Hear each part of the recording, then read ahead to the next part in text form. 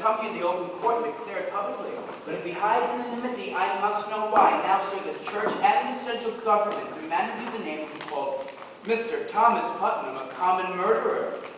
Excellency, Mr. Hale.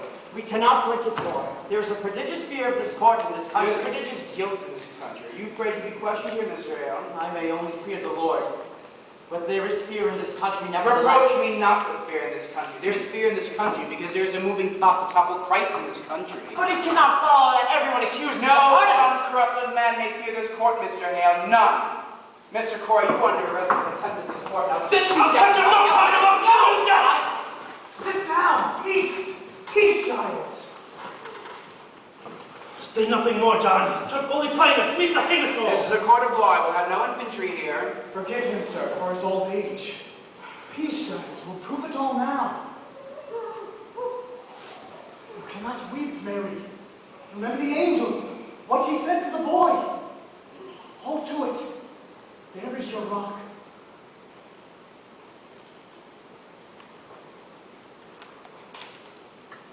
This is Mary Warren's deposition.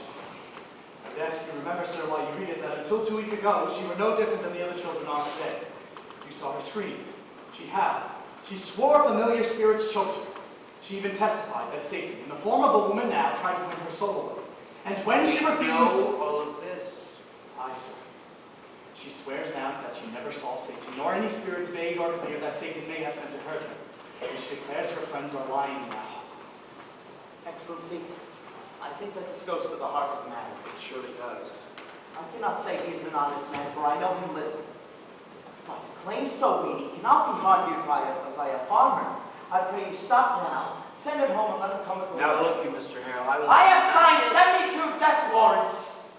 I am a minister of the Lord, and I dare not take another life without there be proof so immaculate.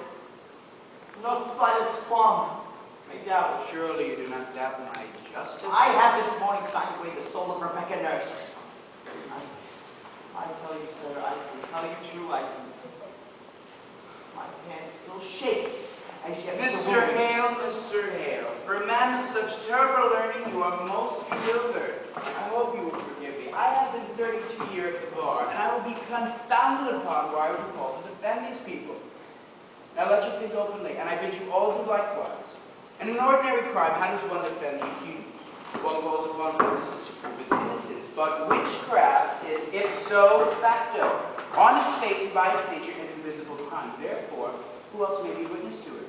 The witch and the victim. Now, you cannot say that we are most eager for the witch's confession, naturally, but the victims testify.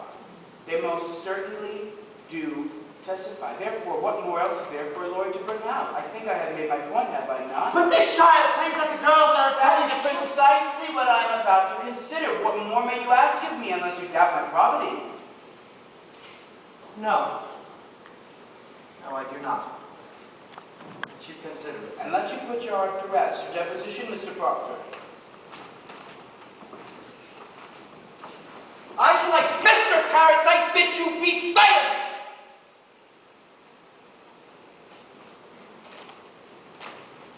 Cheever, go into the court and bring in the girls. You sit there, Mr. Proctor. Sit you down. Mary Warren, how came you to this turnabout? Has he ever threatened you? No, sir. Has Mr. Proctor ever threatened you? No, sir. Has he ever threatened you? No, sir. Then you tell me you sat in this court, callously lying when you knew people would hang by your confession. Answer me! I did, sir. How were you instructed in your life? Do you know that God damns all liars, or is it now that you lie? I cannot lie. I am with God. You are with God. Well, you were either lying in this court, or you were lying now. In either case, you will go to jail for it. Do you know it? You cannot let me say you lied, Mary Warren. I cannot lie no more. I am with God. I am with God. Ruth Putnam is on the court, sir, and all the other children. This will be sufficient. Sit you down, children.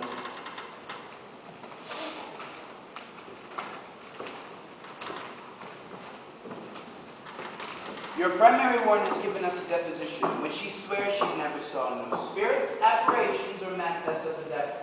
Now, children, this is the law based on the Bible. The Bible, written from the Almighty God, declare witchcraft a penalty and describe the death thereof. Now, it does not escape my mind that Mary Warren may be here to blind us. It may very well be that she is possessed now, and come here to distract us from my sacred purpose. If so, her neck will break for it.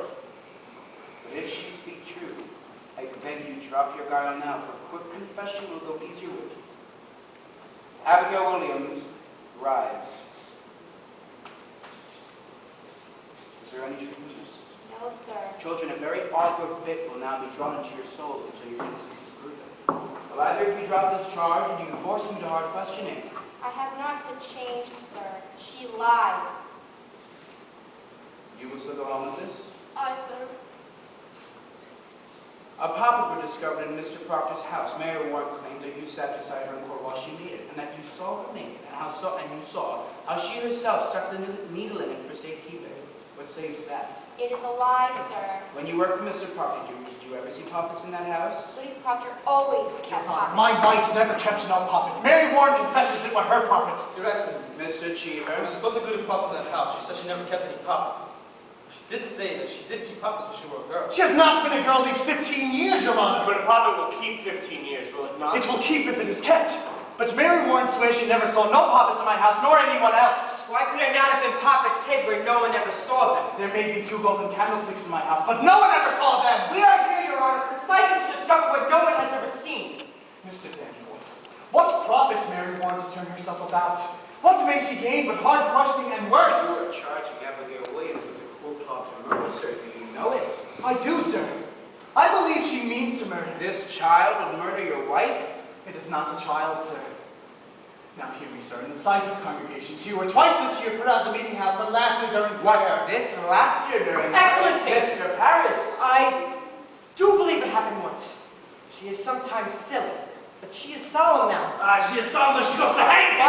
Aye. Surely that no bearing on the question. They charge contemplation of murder. Aye, but it struck hard upon me that she laughed and prayed. Continue, Mr. Rock. Mary, now tell the governor how you danced in the woods. Excellency, What's since I come this, still. dancing? Mr. Proctor. Abigail leads the girls to the woods, and they have danced there naked. Your Honor, this is... Mr. Parris discovered them there in the dead of night. There's the child she Mr. is. I Parris. can only say, sir, that I never found any of them naked, But and this she is... saw them dancing. Abigail. Your Excellency, when I come from Reverend, Mr. Parris did tell me that. I don't deny it, sir, but I never saw any of them But naked. she saw them dancing. Aye, sir. Excellency, will you permit me? Pray, proceed. You say you never saw no spirits, Mary. Were never threatened or afflicted by any manifest of the devil or the devil's agents. No, sir. And yet, when people accused of witchery confronted you in court, you would faint, saying their spirits came out of their bodies and choked you. Your pretense, sir. I cannot hear you. Pretense, sir. But you did turn cold, did you not? I myself picked you up many times and your skin were icy. Mr. Danforth, you can agree I with saw that. She only pretended to faint, Your Honor. They're all marvelous pretenders. Ah, then can she pretend to faint now? Now, Why not? Now there are no spirits attacking her, for none in this court is accused of witchcraft. So let her turn herself cold now. Let her pretend she is attacked now. Let her faint. Faint! Faint. Aye, faint. Prove to us how you pretended in the court so many times. I cannot do it, sir. can you not pretend it?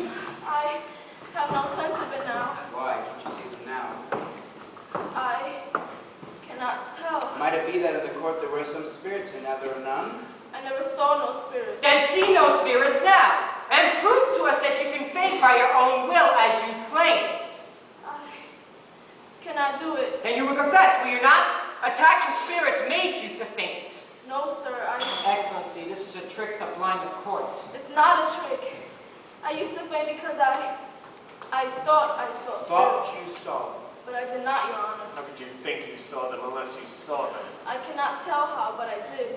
I heard the other girls screaming, and you, Your Honor, you seemed to believe them, and it was only sport in the beginning, sir, but then the whole world cried, spirits, spirits, and I promise you, Mr. Danforth, I only thought I saw spirits, but I did not. Sure, Your Excellency is not taken by the simple lie.